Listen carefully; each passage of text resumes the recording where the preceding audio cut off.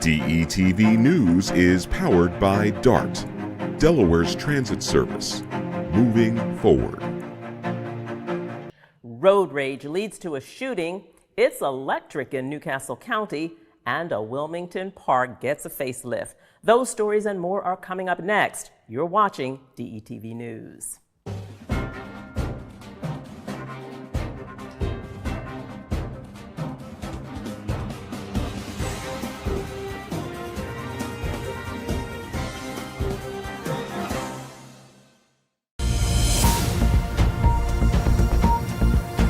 Hello and welcome to DETV News. I'm Lauren Wilson.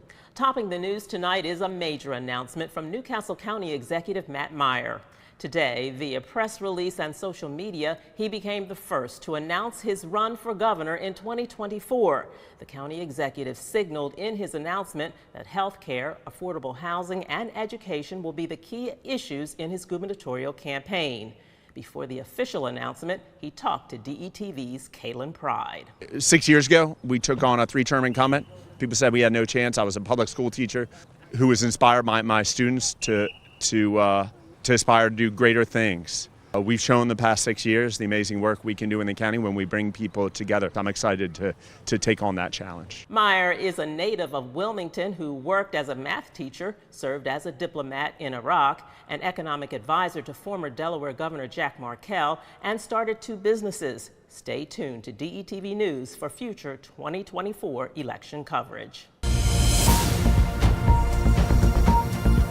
Topping the news tonight is road rage. The incident led to one man being shot. According to Delaware State Police, the 52-year-old victim was driving northbound on Sunset Lake Road near Old Baltimore Pike in Newark. That's when he spotted another man driving erratically. When the two got to the red light at the intersection, the victim argued with the driver, who then pulled out a gun and fired several times. He hit the victim once in the hand before taking off. Police are looking for a black male between the ages of 20 to 30 who was driving a gold-colored 2005 or 2010 Buick LeSabre. It had an out-of-state tag. Police are hoping someone who witnessed the violence will contact them. No surveillance cameras captured the road rage incident. Anyone with information is asked to call Delaware State Police Troop 2 at area code 302-365-8411. Speaking about guns, June marks the beginning of Gun Violence Awareness Month. DETV's Kaylin Pride kicked off the week with this report. Guns remain the leading cause of death for children. According to Everytown for Gun Safety, research shows that 53% of gun-related deaths are by suicide and 44% are homicides in Delaware. Over the weekend, from coast to coast, thousands of Americans showed up in orange to honor survivors and build community with others working to end gun violence. Delawareans came together to wear orange, a color too bold to be ignored, a color that represents safety for children when they are crossing the street, and a color that represents safety for hunters when they are hunting in the woods, a color that helps us raise awareness about the public health crisis that is gun violence. This is why Lieutenant Governor Bethany Hall Long and others recognize the first full week of June as National Gun Violence Awareness Week. The CDC now says it's no longer injuries that are the #1 killer of children. I never thought I would have to say it's guns. We are proclaiming that Delaware stands for gun safety and common sense and safe storage. Research published in the Journal of the American Medical Association shows that an estimated 4.6 million U.S. children live in homes with at least one loaded and unlocked firearm. Delaware requires the safe storage of firearms, which is the best practice to help protect both adults and children from tragedy. I am so proud of the action our state as a whole has taken to advance gun safety, and we are going to do more, including, I can't help myself, passing permit to purchase this session. Gun violence is a complex problem here in Delaware and everywhere, and it requires investments at every level to solve it. Policy is only half the battle. Gun safety has to happen at home. For DETV News, I'm Kaylin Pride. Some bandits got caught red-handed thanks to Newcastle County Police and K9 Nova, the police dog, who was quick to sniff out the would-be burglars. Officers were dispatched to the Cavalier Country Club for a burglary in progress call. It was reported that multiple suspects were walking around the property with headlamps, bags, and power tools. Officers arrested 27-year-old Ronald Van Daan of Newark, charging him with one felony count of burglary in the 3rd degree, along with other related charges. Also arrested was 28-year-old Lucas Perry of Wilmington. He faces similar charges, along with a third suspect, 27-year-old James White of Newark. Police say all 3 men had power tools and bags when they were taken into custody. Reports indicate about 500 feet of copper wire had been damaged and collected by the trio. Wilmington police want to help owners of Hyundai and Kia vehicles. City police will be giving away steering wheel locks for those vehicles since they are highly targeted for theft. The wheel locks will be distributed on Saturday, June 10th from 10 a.m. to noon in the parking lot of the police athletic building on Market Street. It's first come, first served, and you must be a Wilmington resident.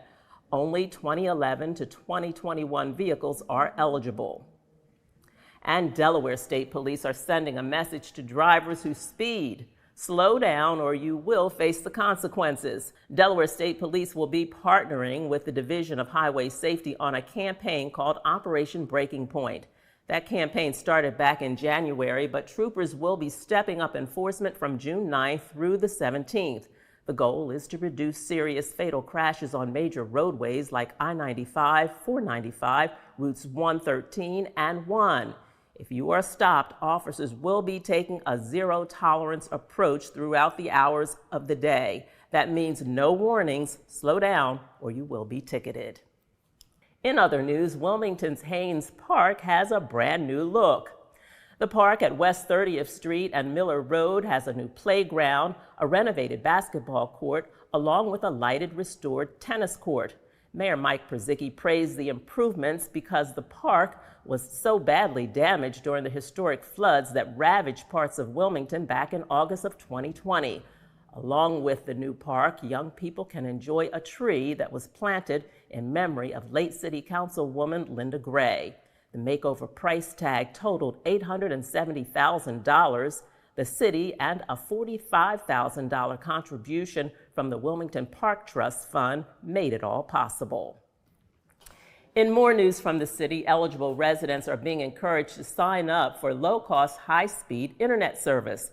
The Federal Affordable Connectivity Program, or ACP, gives eligible households monthly discounts of up to $30 on their internet bill.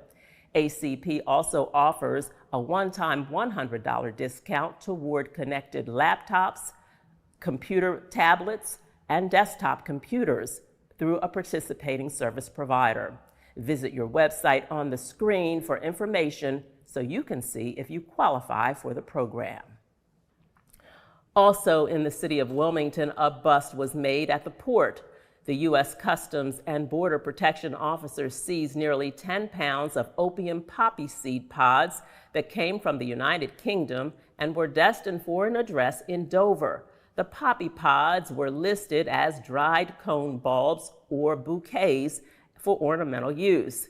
The prohibited opium poppies can be made into products that lead to drug abuse and addiction. Newcastle County is getting closer and closer to going green. Thanks to a grant that came close to $500,000 from Energize Delaware, the county is adding to its fleet of electric vehicles. County Executive Matt Meyer announced the county will get 8 new electric vehicles and 2 electric mowers. A ceremonial check signing was held last Friday. Meyer told those in attendance that any steps taken to transition from the old economy to the new puts the community and the county in a better place. And bad electrical wiring is being cited as the cause of a fire at the Hampton Green townhomes in Newcastle. 11 people were forced from their homes. It happened around 6:30 on Friday night on Marlborough Court. 5 crews from Christiana and several neighboring companies responded to the blaze. 4 units were affected, and damage is estimated to be at about $120,000.